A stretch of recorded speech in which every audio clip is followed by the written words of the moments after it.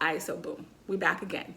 This time I really want to talk about how it really feels like dealing with challenging coworkers, particularly as a PM. Because I don't want to say that's the hardest part, but it's definitely a struggle, to say the least. So I can give you a lot of examples, but like high levelly, let's think about a situation where you as a PM, you own something, and you can call it a product owner, you can call it a stakeholder, you can just call it sometimes an executive sponsor, whatever the case may be.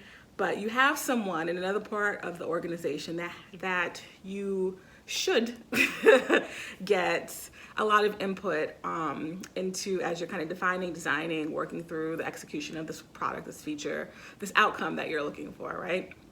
And they're just less than ideal when it comes to being a partner, doing this together. And it could be for a lot of reasons, right? And maybe we should break this down by like the type of difficult coworker that you're working with.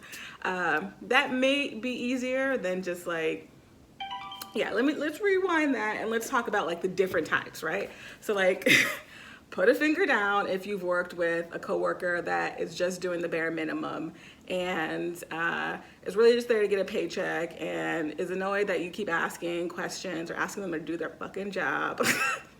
What?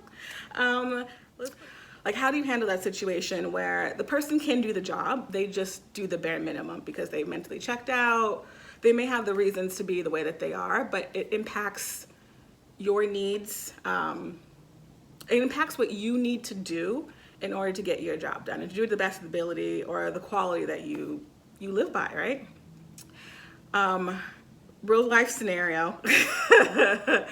I was working with a product person and I'll also say that it's really sometimes disheartening when this difficult coworker is like a part of your team, is another product person rather than like a stakeholder. Because like they know what you're dealing with, so for them to even go to that level additionally about being not even unhelpful, but being a dick or lack of, another phrase enter here. It's just kind of sad. It's really unfortunate. But in any case, okay, so let's get back to the main point. So was trying to work with a PM and essentially asked them to do their job. I needed something by a certain date because, as you know, a big part of product management is project management, and then there were downstream impacts if we didn't get certain things by a certain date. And we had agreed on a path forward, left the meeting, move forward, and started to move forward with like that agreed upon plan. How many days later, I come back and it's like, hey, where's that thing that they were agreed upon, we actually do? And they're like, yeah, I'm not gonna do it. Like literally to my face. It was just like, yeah, I decided not to. And I was like, so even though we agreed upon it and we told our bosses that we were gonna do this, no? I would say pause there, like, don't argue with it. Don't argue with him, her, they, whomever. Do not argue. There's nothing that you can do. If they've decided to make this declaration, they're bold enough to make it to your face, which, side note, I do appreciate. I'd rather have someone tell me to my face that I'm not about to do something, they're not about to do something, they don't like me, they disagree, blah, blah, blah, rather than like, front essentially, and then I go about my business and then find out this stuff later. I'd rather know what I'm working with than not. So in this scenario, it's actually good that they were upfront because then I essentially knew what to do next. And like I said, don't waste your time arguing with this person. At this point, I just went directly to my manager and essentially like, hey, here's the situation. Here's what I propose to do. How do you feel about that? Can you step in? Can you help? Blah, blah, blah. And then we move forward. We got around it. So I say that situation, or I share my lived situation, my lived experience to say that when you come across these folks that kind of just they want to do the bare minimum, they don't really want to do the job that they're hired to do or to the quality or the level that you expect them to do it, You can, depending on how long you've been there and how long they've been there, you can try and negotiate an alternative.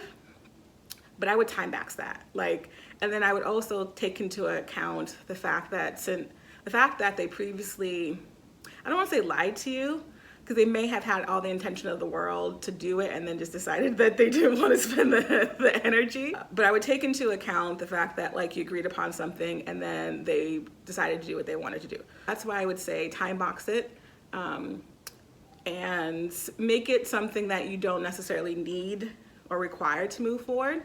And then already kind of have your backup plan in place.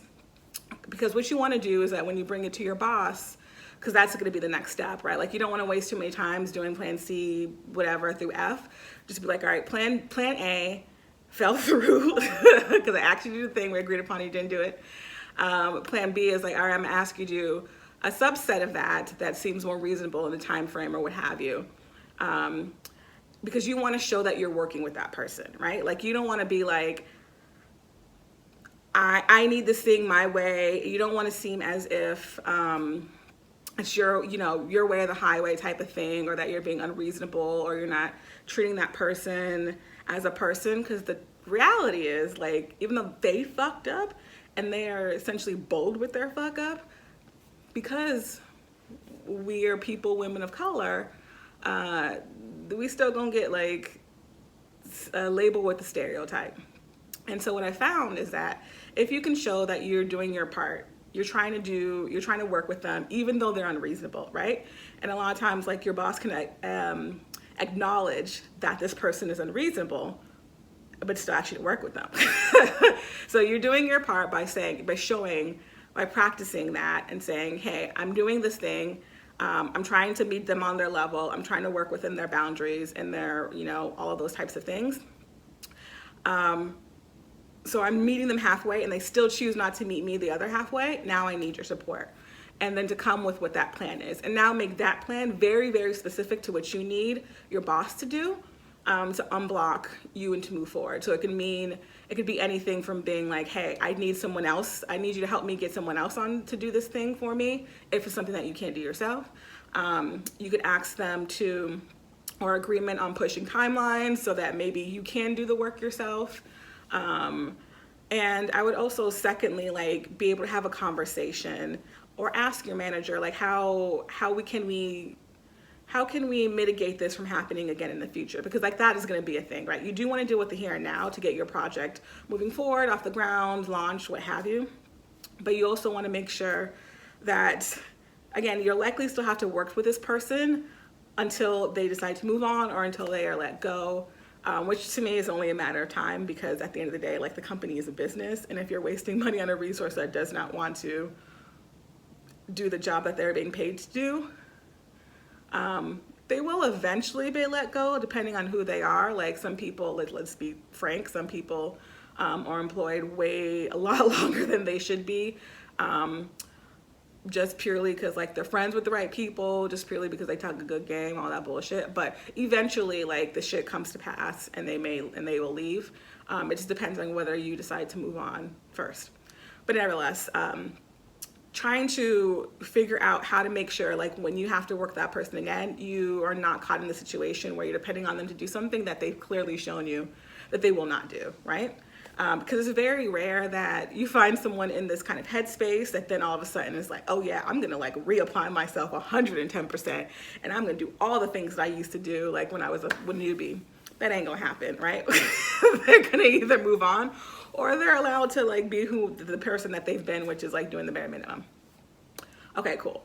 So hopefully that's helpful for that situation. All right, well, thanks so much for watching. I think I'm gonna turn this into, like, a series, because there's clearly many types of challenging coworkers. So yeah, subscribe, follow, do all the things, and check out the next one.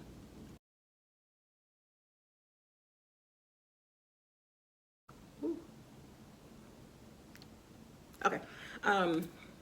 So if you feel as if you got in a stakeholder that constantly changes their mind, that's a good identifier to be like, all right, pause everything. let's sit down and let's talk through every possible scenario. Like, talk me through why if it's a tool-based thing, why do you want this tool? What are you trying to solve?